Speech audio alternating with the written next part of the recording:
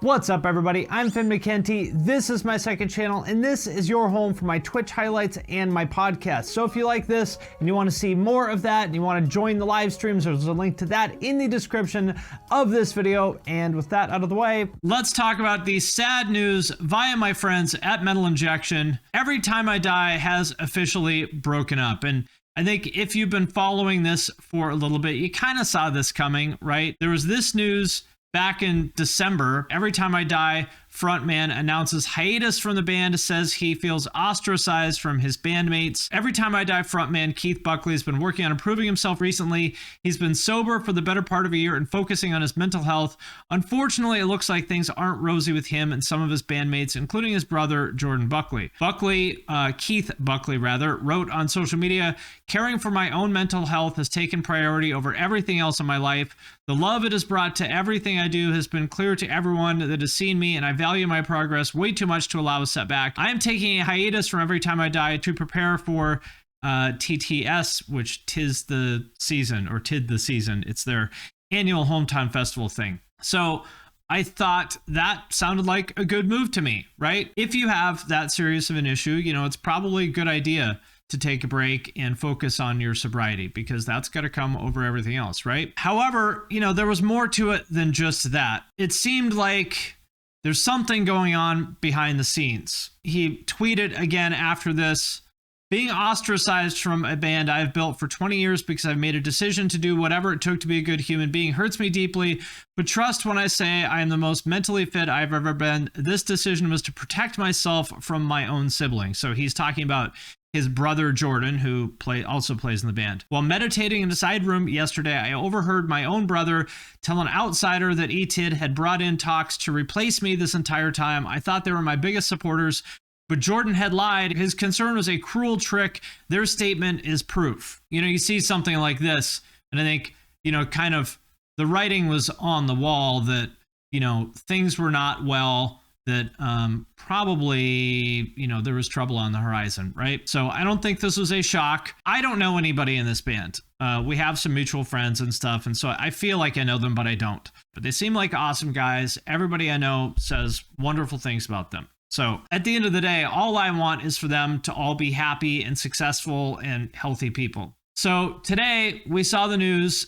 Every Time I Die breaks up. After a tumultuous December, Every Time I Die has called it quits. This all started publicly anyway on December 3rd when vocalist Keith Buckley announced that he would be taking a mental health break from the band, with the band finishing out their tour with whoever wanted to come on vocals. So that's what we talked about. Keith then clarified his original statement, adding that since his sobriety, he felt ostracized. Every Time I Die then released a new statement the day after, saying they were resolving things privately with Keith and they would all perform their Tid the Season show on December 11th together. Unfortunately, this would be the band's last show. Every Time I Die has issued a new statement saying they've broken up and are not communicating with Keith. This is what Jordan, his brother Jordan, had to say on Twitter. "Andy, Jordan, Steve, and Goose's last show with Every Time I Die was on December 11th. While we hope to come to an agreed upon legal statement that outlined the truth, we were informed today of something planned to be released, not mutually agreed upon, that consists of inaccuracies and controls a narrative to benefit one," which I would assume he means his brother Keith. "There's been no direct communication with Keith because it's either impossible for direct communication with him solely, or we've been cut off to any and all communication by him himself. Every Time I Die was these 5 members, and we were never budging or accepting any changes. Simply, there's zero truth about the band continuing on with a new singer. Lastly, we wouldn't be where we are today without every single person that's backed the band in any and all ways.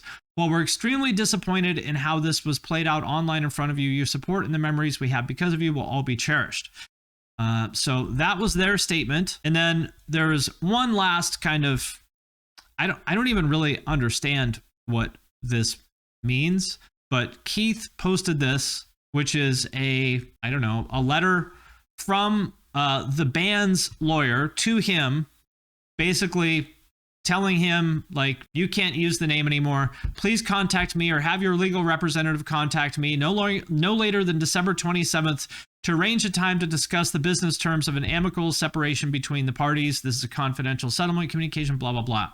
So I think what he is saying here is, look, they fired me on December 20th. I think that's what he's saying. Not really certain. But either way, the whole thing is just a bummer. to see. It's sad to see, you know, a band that so many people loved kind of go out like this. It's sad to see two family members fighting like this. You know, it's sad to see that with Keith apparently being sober, that, you know, there's still this much chaos in his life.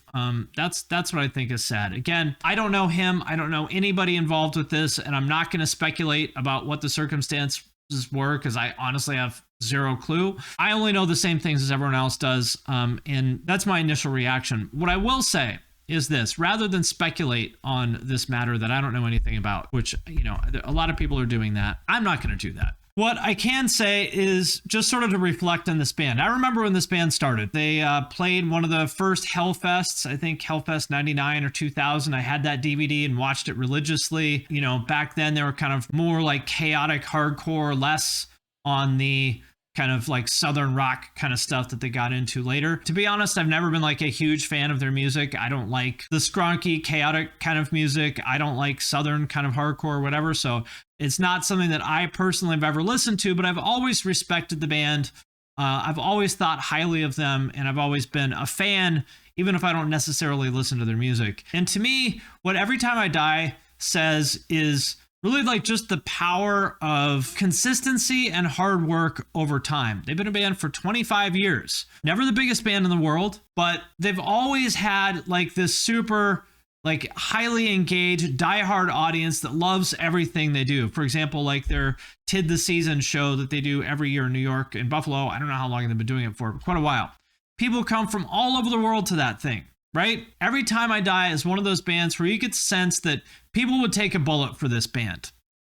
And if I had to choose between being MGK and being Every Time I Die or Dillinger or Black Dahlia Murder, I would probably choose the second, which may be stupid because obviously MGK has a ton of money and he's super famous and he has a great life and all that. So maybe I'm stupid, but to me, the dream is not really to like get as big as you possibly can. To me, the dream is to be able to do what you want to do forever, because maybe I'm wrong, but I don't know that MGK is going to be, you know, playing shows in his 40s to the same people. Like, probably not. And good for him for everything he's done. But if I had to choose, like, longevity and creative freedom, and community is what I would personally value. And you can see that with my YouTube channel too. Like, if I just wanted to be bigger, there's a lot of things that I would do differently, right? Like, I wouldn't talk about the kind of music that I talk about because it's not popular.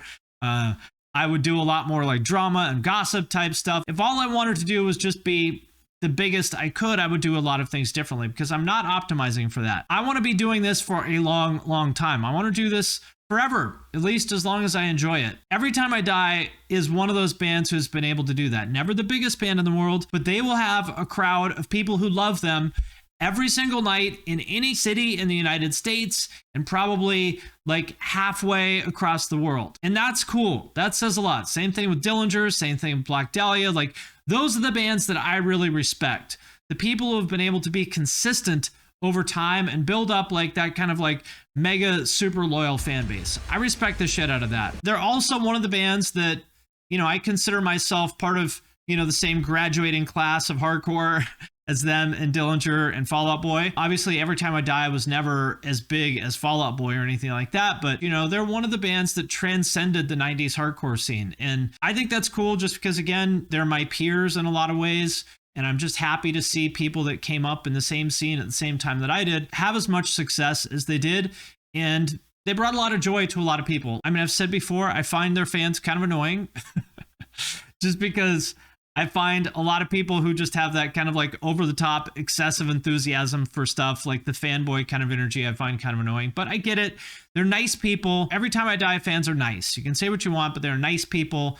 The band put out that kind of energy, the vibe of, you know, just come and hang out with your friends at a show. We're going to play some music, like just very down to earth, unpretentious, welcoming kind of vibe. And I think that's really cool. So definitely sad to see them go out like this, as opposed to, say, Dillinger, who just sort of went out on a high note. But, you know, shit happens. And at the end of the day, the most important thing is that everybody is in a good place mentally, physically, and personally. It seems like Keith has a lot going on, and I hope that whatever he has going on, you know, gets resolved well for his sake and for the sake of, his brother and everyone else who knows them. What do we think in the chat? I'm sure we got quite a few Every Time I Die fans here. Considering the work ethic, do you think they will continue? It sounds like the dudes who quit had plans for something soon. I have no idea what they did or didn't have plans for, but they're all hard workers for sure. So it seems unlikely to me that they're all just gonna quit playing music tomorrow. I mean, this is what they do. This is what they've dedicated their lives to. So that seems unlikely. That's the one, right? That Hellfest DVD, I don't remember, 2000, I think. Yes, this is the one. Got it. Yeah, I watched the shit out of this. Bane, Brothers Keeper, Buried Alive, Converge, 18 Visions, Every Time I Die, Hope Conspiracy, Idle Hands, Kill Switch, Nora, One King Down, Poison the Well, Reach the Sky, Shai Hulud, and Walls of Jericho. What a fucking lineup. I watched the shit out of this. It was so cool. Like, shout out to Josh from Trustkill for putting this together. Like, he documented this scene, and this is like some of the only like high quality footage of that whole era that exists. So shout out to him. I just had so many good memories of this, and Every Time I Die is, one of the core bands of that. So even though I wasn't necessarily the biggest fan of their music, like I said, I did feel connected to the band. I'm sure that if I ever hung out with them, I would have a blast. They seem like the best dudes. Not as good as the French Hellfest lineup. That is cap, as the Zoomers say. You just capped in the chat. This is another good point. Every Time I Die showed me that being from Buffalo doesn't mean you're condemned to a life of misery. Yeah, Buffalo's a shithole. I've only been there a couple times. But Buffalo and Rochester are awful places. Like, really just fucking depressing Rust Belt shitholes. And, I lived in Cleveland, which is bad, but not as bad as Buffalo, to be honest. It's true. They are proof that you can do something cool with your life, even if you're from somewhere like Buffalo. I saw comments in the Every Time I Die subreddit saying, fuck Keith, because of how it ended. Pretty entitled. I know it sucks, but the guy gave you 20 years of music you love, and now it's fuck him. Well, that's the way it is for a lot of these things. It's like, fans can be so tribalist about these things. Like, they pick a side when they don't fucking know what happened or didn't happen. Nobody fucking knows. If I don't know, considering that I have 5 fucking million mutual friends with these guys, these random kids on Reddit don't know.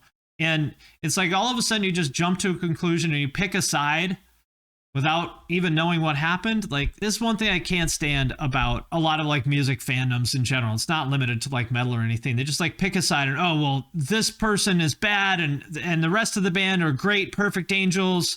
This guy's the bad guy, or vice versa, or the label's the bad guy, or like, you don't know. Like, you have no idea what happened. Even if it is, quote unquote, Keith's fault, I think it's pretty clear that he's got some stuff going on. It's pretty thoughtless to just basically say, fuck you to this guy who, yeah, like, you loved this person 6 months ago and clearly is going through some stuff, and now, like, fuck him because this happened. Like, I don't know. That seems like a pretty shitty attitude to me. Fans are fickle. Yeah, that is right. They're very fickle. So, those are my thoughts on Every Time I Die breaking up. Really sad to see it happen. I hope that whatever's going on, I hope they get it sorted out. You hate to see two brothers, fight like this. And best wishes to everybody involved.